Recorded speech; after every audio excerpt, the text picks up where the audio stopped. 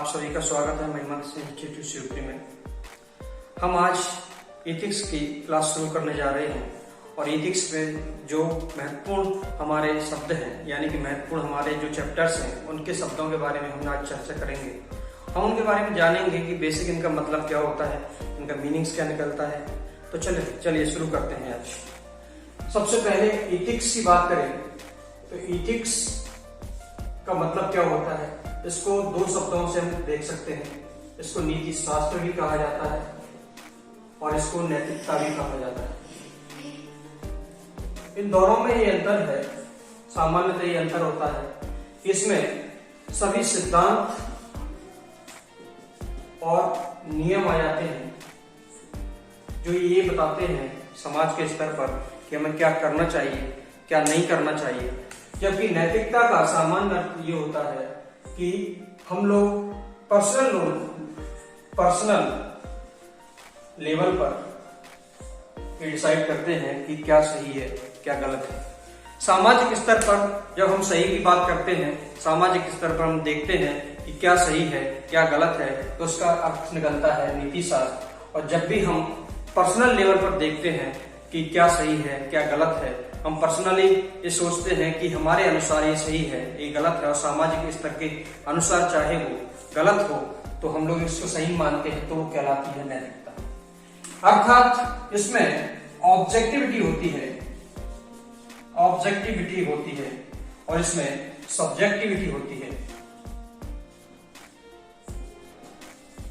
अर्थात इसमें वस्तुनिष्ठता होती है और इसमें आत्मनिष्ठता होती है। ये दोनों ही अर्थ ये बताते हैं, दोनों ही चीजें ये बताती हैं कि हमें क्या सही है क्या गलत है, क्या उचित है क्या अनुचित है। एटीट्यूड हमारा जन्मजात नहीं होता, इसको हम लोग सीखते हैं। ये जन्मजात नहीं होता, इसे हम सीखते हैं। जैसे बच्चा पैदा होता है उसका एटीट्यूड कुछ भी नहीं होता, किंतु जैसे जैसे उसकी जिंदगी चलती है आगे बढ़ता है वो अपना एटीट्यूड बनाता जाता है। जैसे हमारे समाज में परिवार में जो एटीट्यूड होता है उसका इफेक्ट उस पर पड़ता है और उसी के हिसाब से अपना एटीट्यूड बनाता है। जैसे किसी व्यक्ति के प्रति हमारा परिवार नेगेटिव एटीट्यूड रखता है तो हमारा भी ऐसा एटीट्यूड बन जाता है, उस बच्चे का एटीट्यूड बन जाता है, वो नेगेटिव एटीट्यूड हो जाता है। अगर किसी व्यक्ति के प्रति सकारात्मक एटीट्यूड होता है तो उसका एटीट्यूड, बच्चे का एटीट्यूड भी सकारात्मक हो जाता है। दूसरा शब्द एप्टीट्यूड होता है। एप्टीट्यूड होता है जिसको हम हिंदी में अभिक्षमता कहते हैं। अभिक्षमता का सामान्य अर्थ प्रतिभा से लगाया जा सकता है। प्रतिभा हमारी जन्मजात होती है, इसको सीखा नहीं जा सकता। इसको प्रशिक्षण के द्वारा, अगर हमें प्रशिक्षण मिल जाए, प्रॉपर प्रशिक्षण मिल जाए तो इसको बढ़ाया जा सकता है, इसके परिणाम अच्छे आ सकते हैं। इस प्रकार हम ये कह सकते हैं कि प्रतिभा हमारे अंदर ही होती है, इसको हम बढ़ा नहीं सकते। जैसे सचिन तेंदुलकर में प्रतिभा थी, उनके साथ में जितने और लोग भी थे उन्होंने भी उतनी ही प्रैक्टिस की होगी, किंतु प्रतिभा सचिन तेंदुलकर जी में थी इसलिए वो आगे बढ़ पाए। ऐसे ही विराट कोहली, ऐसे ही हमारे महेंद्र सिंह धोनी, उनमें प्रतिभा थी इसलिए वो आगे बढ़ पाए। जैसे हमारे एक्टरों में नवाजुद्दीन सिद्दीकी, जिन्होंने बहुत संघर्ष करके वहां पहुंचे हैं, तो उनमें प्रतिभा थी इसलिए वो पहुंचे। कई सारे ऐसे कलाकार होते हैं जिनके पास मौके भी होते हैं किंतु वो वहां पर नहीं काम कर पाते, वो फेल हो जाते हैं। जैसे कोई व्यक्ति अगर कविता लिखना चाहे तो वो तब तक कविता नहीं लिख सकता जब तक उसमें प्रतिभा ना हो।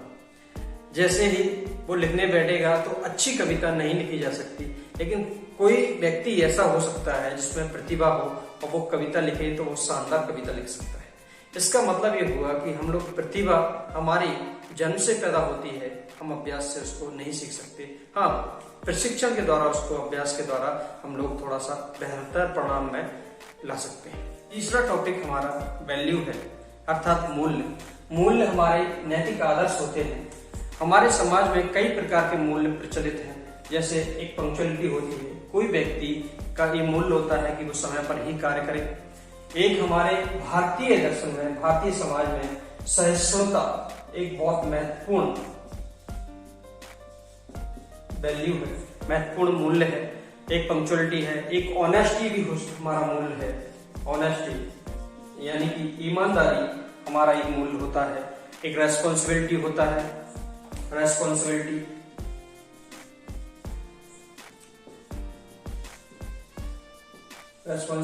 यानी कि उत्तरदायित्व हमारा मूल्य होता है। एक साहस होता है। एक महत्वाकांक्षा होती है। एक साहस, एक महत्वाकांक्षा, ऐसे बहुत सारे वैल्यू होते हैं, बहुत सारे मूल्य होते हैं जो एक सिविल सेवक यानी कि लोक सेवक के लिए बहुत महत्वपूर्ण होते हैं। क्योंकि हमें उन लोगों से बात करनी होती है जो समाज में, हम लोगों को उन लोगों से, एक लोक सेवक को उन लोगों से इंटरेक्शन करना होता है जो समाज में होते हैं। समाज में जाना होता है, लोगों के बीच जाना होता है। इसलिए ये सभी वैल्यू, ये सभी मूल्य उनके लिए बहुत महत्वपूर्ण हो जाते हैं। जैसे अगर कोई व्यक्ति सहिष्णु नहीं होगा तो व्यक्ति दूसरे के प्रति अन्याय कर सकता है। अगर ईमानदार नहीं होगा तो अपने कर्तव्य के प्रति ईमानदार नहीं हो सकता और वो दूसरे के प्रति बहुत सारा अन्याय भी कर सकता है। क्योंकि एक लोक सेवक के एक निर्णय से हजारों लोग प्रभावित होते हैं, इसलिए उस व्यक्ति में वैल्यू का होना बहुत ही आवश्यक होता है। चौथा शब्द हमारा इमोशनल इंटेलिजेंस है, जिसको हिंदी में सामवेगिक बुद्धि कहते हैं, सामवेगिक बुद्धिमत्ता कहते हैं। इसका सामान्य अर्थ ये है कि अपनी और दूसरों की भावनाओं को पहचानना तथा उनका समुचित प्रबंधन करना इमोशनल इंटेलिजेंस कहलाता है। जैसे कोई व्यक्ति किसी व्यक्ति के साथ अच्छा व्यवहार करता है और किसी व्यक्ति के साथ में उसके अच्छे टर्म्स बन जाते हैं, अच्छे संबंध बनते हैं, लेकिन किसी दूसरा व्यक्ति को उससे साथ में अच्छे संबंध नहीं बन पाते हैं। क्योंकि एक व्यक्ति दूसरे के साथ में अच्छे संबंध इसलिए बना पाता है क्योंकि उसमें वो क्षमता होती है, इमोशनल इंटेलिजेंस की क्षमता होती है कि उसकी भावनाओं को समझता है और उसके साथ में वो व्यवहार करता है। तो इसी क्षमता को हम इमोशनल इंटेलिजेंस कहते हैं। जैसे एक बच्चे को अगर दूध पिलाना हो, माँ दूध पिलाती है तो वो समझ जाती है इसको क्या करना है। वो मना करता है, मान लो लगातार मना कर रहा है, नहीं पीऊंगा, लेकिन माँ कहती है कि नहीं अब नहीं पिएगा, जब तुझे दूध नहीं मिलेगा। तो कहता है कि नहीं मैं पीऊंगा, जिद्दी है। तो उसके बाद इमोशनल इंटेलिजेंस का प्रयोग करके उसको दूध पिला दिया जाता है।